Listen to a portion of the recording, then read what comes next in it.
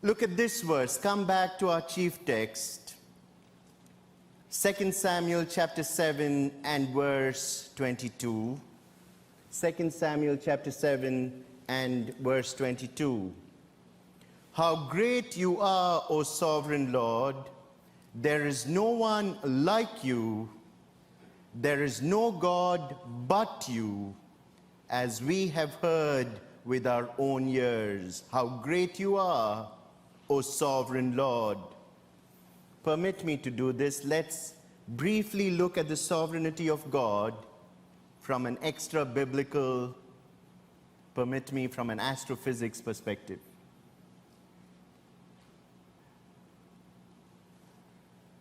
There are 35 billion galaxies in the universe.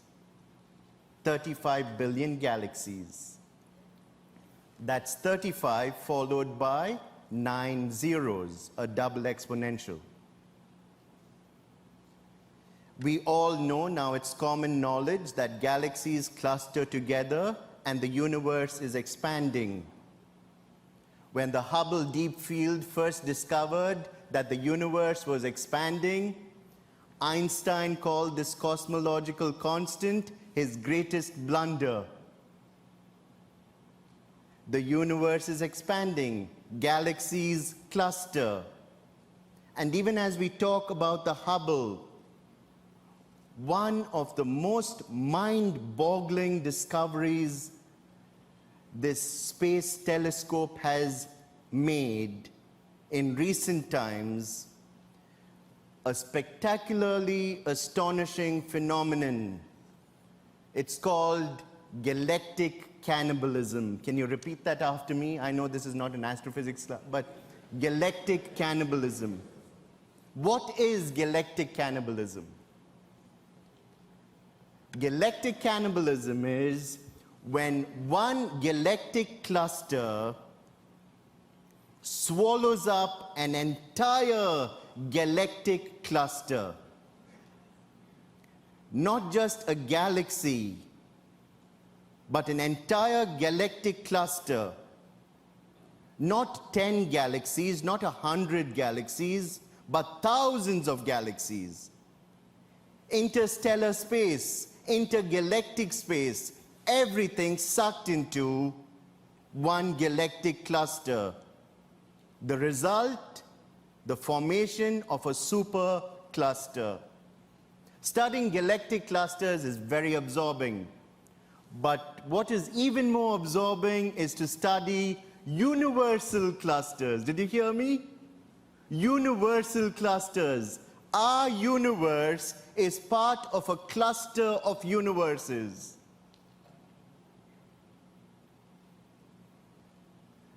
All this time, we thought we believed in university. That's redundant, that's obsolete.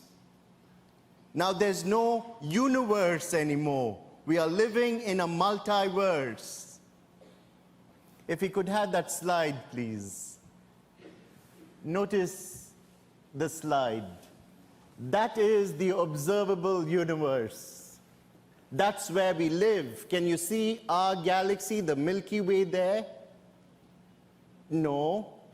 Can you see the sun there? Third rock from the sun, the earth? No, don't click, go back. This is the observable universe. Now you may click. Now notice our universe within its cluster. Now notice other cluster universes. Can you see that? And they are connected by moleholes or wormholes for communication. As Stephen Hawking says in his brief history of time, Michio Kaku also agrees, both of them co-founders of string theory. All these universes, and it's never ending. The chain goes on and on and on. We live in a multiverse. Many, many, many, many universes. And now, for God, all these universes put together are a speck of dust, are a grain of sand. And as we discuss in the South Asian congregation, as Starship Atlantis says, like a virus in a petri dish. God, He's beyond the sweep of our imagination, beyond the comprehension of our minds. Even our highest thoughts of God are only a dim and distant shadow of His transcendent glory. I like what the Prince of Paradox, G.K. Chesterton, says in his Everlasting Man. Asking me to describe God is like asking a child still in the mother's womb to describe creation.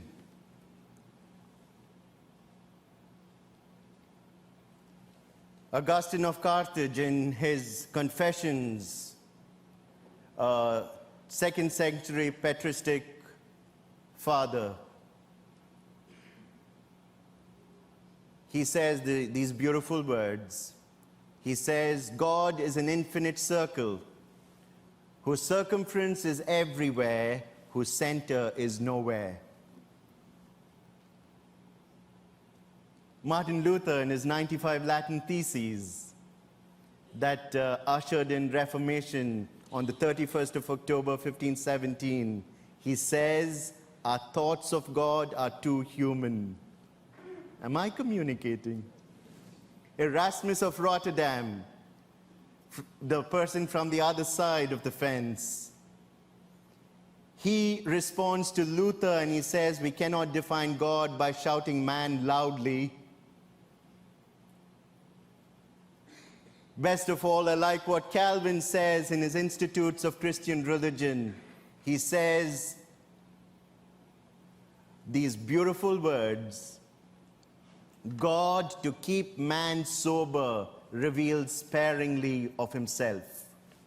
I repeat, God, to keep man sober, reveals sparingly of Himself. Who am I, O sovereign Lord? Say that again with me. Who am I, O sovereign Lord? And then, how great you are, O sovereign Lord. I asked this question even as we started, but when have you really asked this question? Who am I, O sovereign Lord? When have you last trembled before this God for whom everything is nothing? And this is what Christian truth believes, a central point in Christian faith. This God, in the person of Jesus, died for you. Can you imagine that love?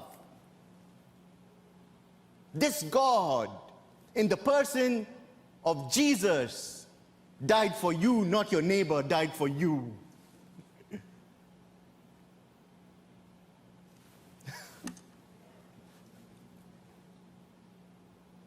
No wonder Charles Wesley says, amazing love. How can it be? Your response, that thou, my God, shouldst die for me.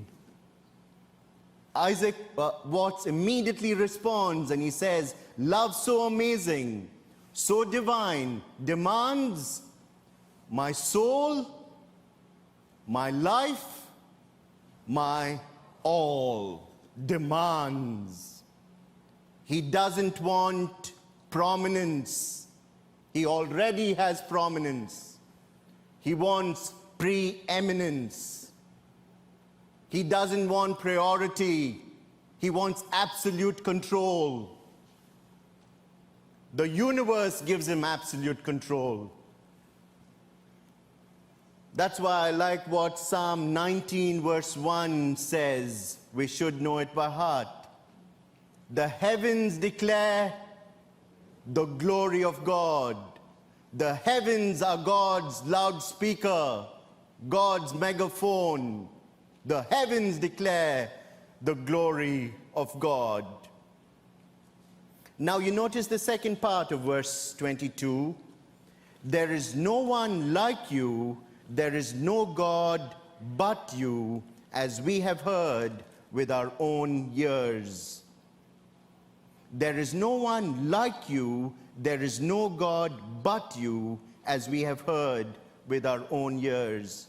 First he says, there's no one like you. And then he says, there's no one but you. What's the difference?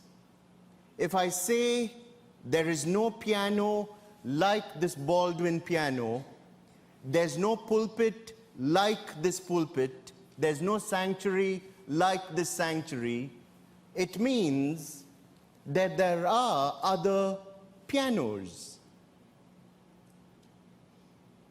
But if I say there's no piano but this piano, what does it mean? He is the one and only one. His name is Jesus. We believe in exclusivism. There is no God but you. But the danger is, you and I are guilty of this. We've domesticated this God. We've trivialized this God. We've made him an extension of ourselves.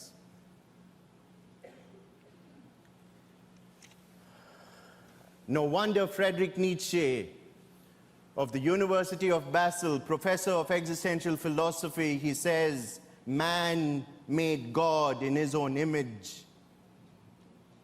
George Bernard Shaw, Irish activist, God made man in his image, and we are returning him the favor.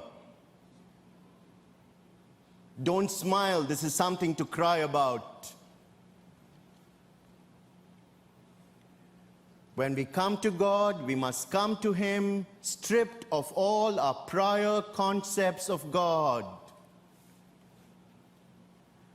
Today's churches, friends, are like children playing in a chemistry lab with a lump of dynamite, TNT.